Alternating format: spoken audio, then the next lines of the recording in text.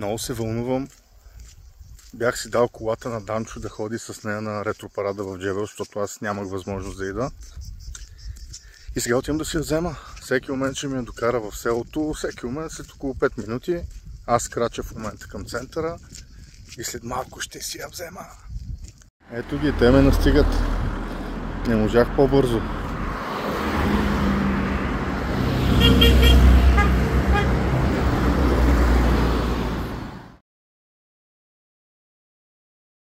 Айде, взех си колата, минала е безпроблемно 300 плюс километра, което разбира се за нея изобщо не е очудващо. Караме си сега по спокойния междуселски път, планински естествено, където тя се чувства най-добре и се прибираме към вкъщи. Вече сме си в къщи, колата е паркирана. Събитието, на което беше, е ето това.